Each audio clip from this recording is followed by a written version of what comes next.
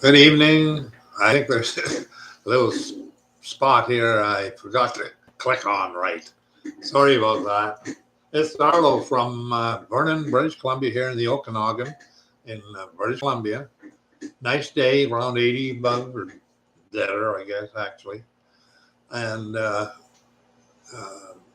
pretty warm. Well, mind you, it's only, 11th of September. It's not that late, yeah. So at least that's a good side. Bad side is earthquake in Morocco. I've been to Morocco, and it doesn't surprise me that buildings collapse. I walked in places in there where the was about 3 or 4 feet between buildings, and stairways going down between them. I don't know. the old buildings too. Anyway, let's not spend too much time on that. First of all, I hope you're doing fine and everything's okay. If it isn't, I hope it'll get better. The the world is still spinning away.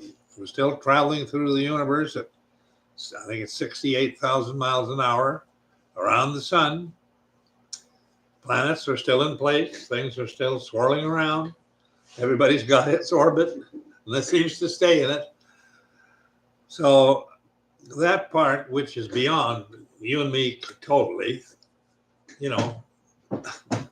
was put together by somebody a lot smarter than you and I, at least me for sure.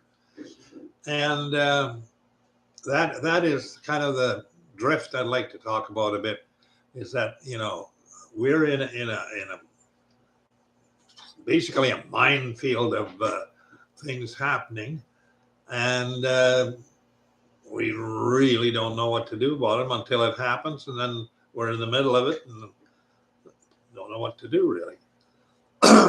Right now in North America, especially, we're being run by, I don't know, people who are inept, not just inept, but totally inept.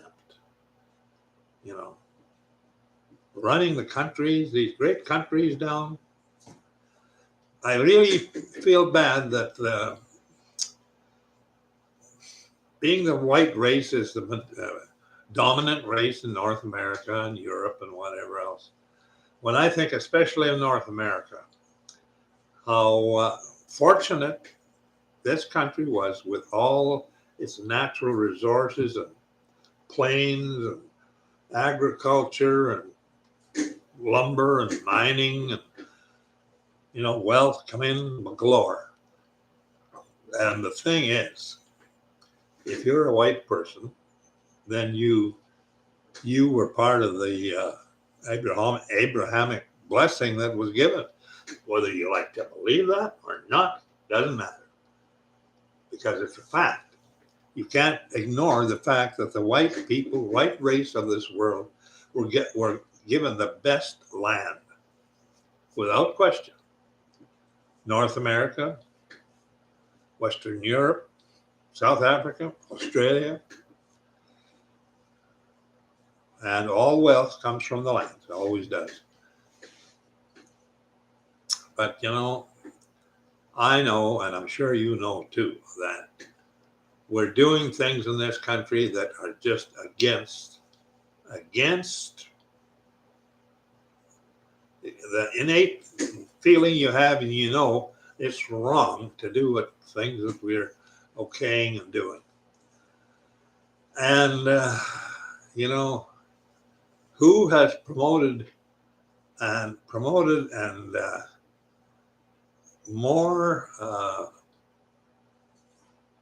I don't know what you call it, sexual deviancy and basically pretty filthy shit than Hollywood and United States, delivering porn throughout the whole world. There's more porn on the internet now than people like to admit.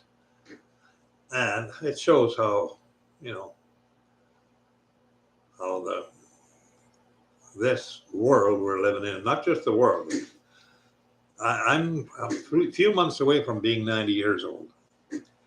That part just, it absolutely amazes me. I have to tell you that. I just think about that sometimes when I think, man, I've been here for just about 90 years. I've been able to observe all this. I knew when I was about 15 years old, to tell you the truth, that I was here for a reason. And I believed that. Nobody told me. I had the idea that we were here. I said to myself, we're here on a 2-week vacation to make up our minds about something. At that time, I said something. And I think I had a feeling of, that there was a decision to be made in a person's life. I didn't grow up a nice little boy and everything. I mean, I was wild as hell. Me and my buddies just carried on like crazy, I guess, half the time. And my mom and dad never said a word to me about anything. Never once.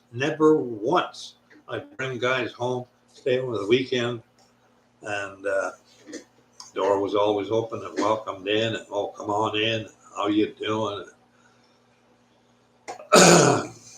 And I have to tell you right off the bat here that I've been blessed, actually blessed.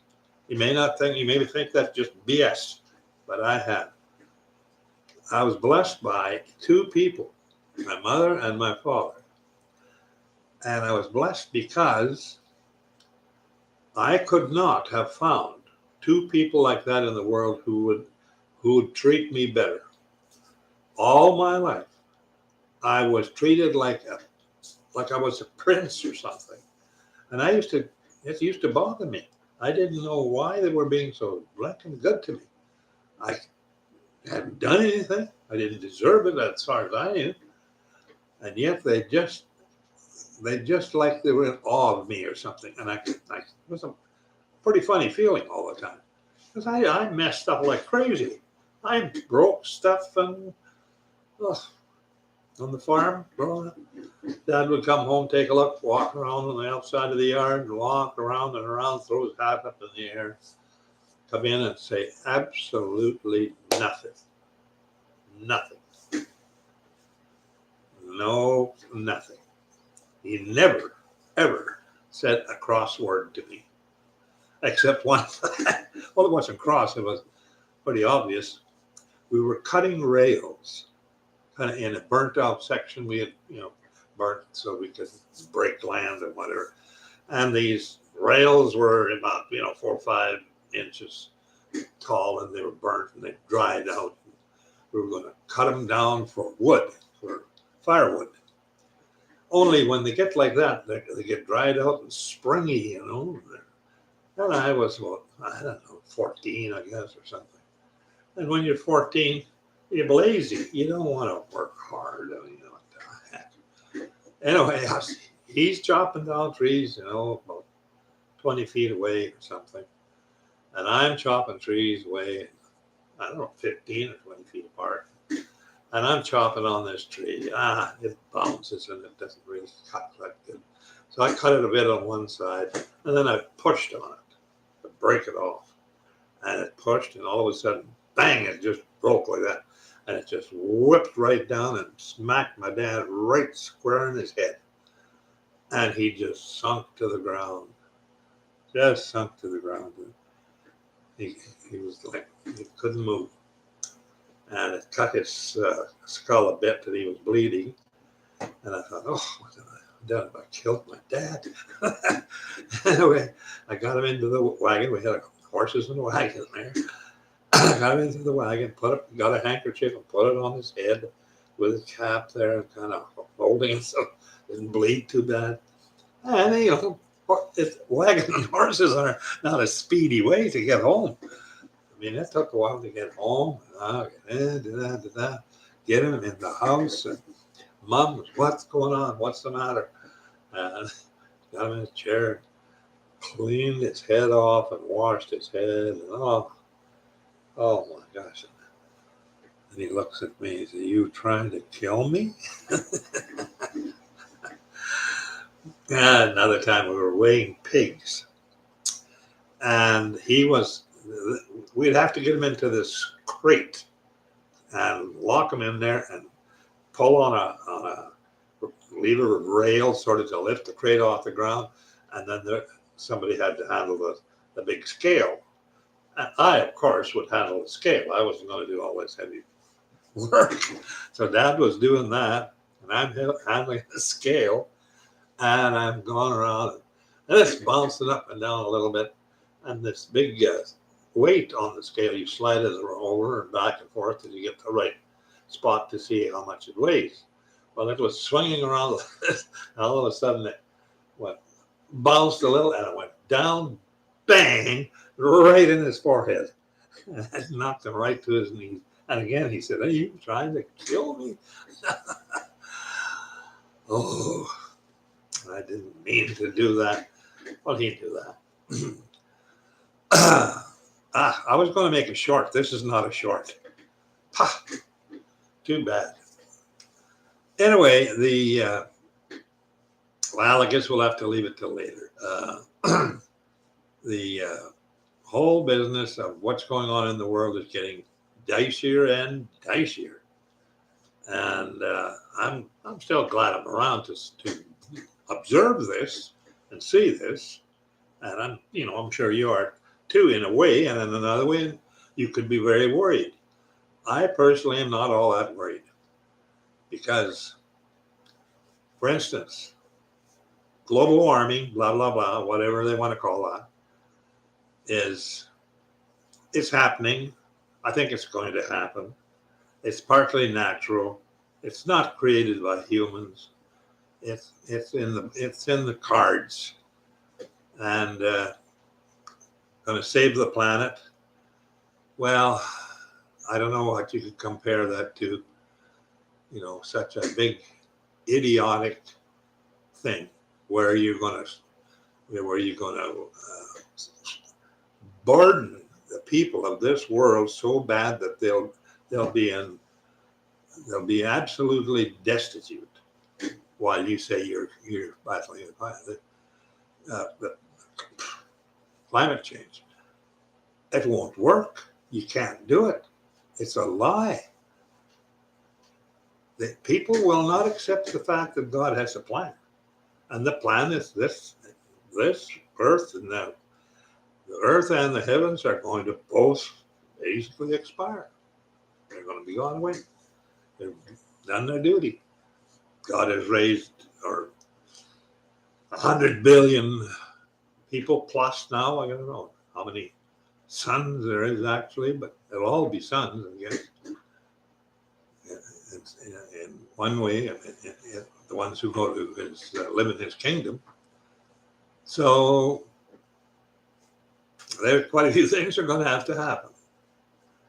And the big problem is his criteria is, who do you believe and who do you trust? Yes, and he says that's what he has to know. And he knows it. He knows it. You don't have to even tell him he knows it.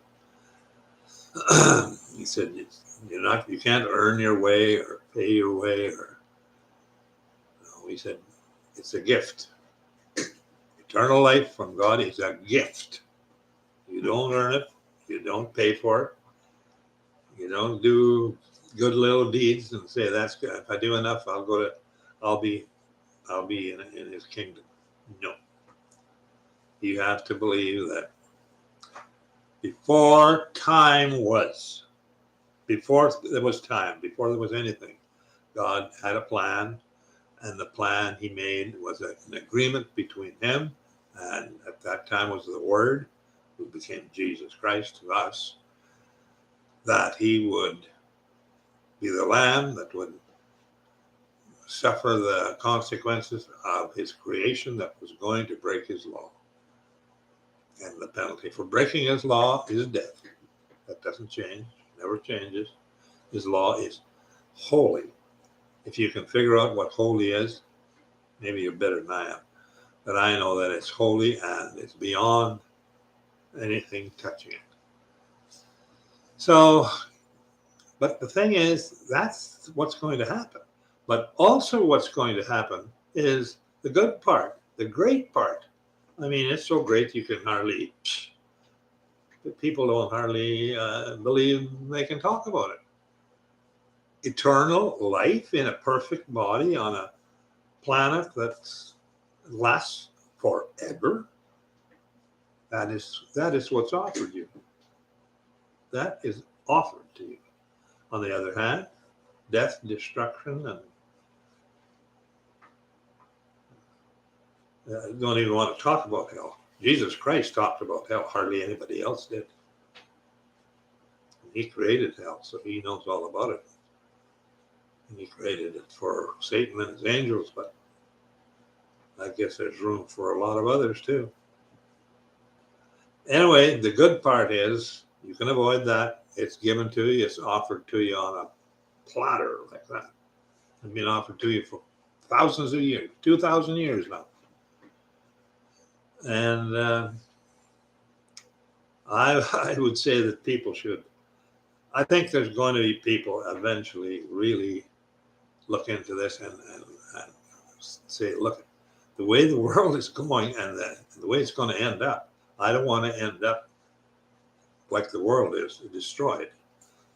For no, when there's an offer not to be. The offer on the right hand is the good offer, on the left hand is bad. And it depends on which one you take and which one you do. And it's up to God's leaving it up to you. He knows what you're going to do in advance. He knows. He knows exactly what everybody's going to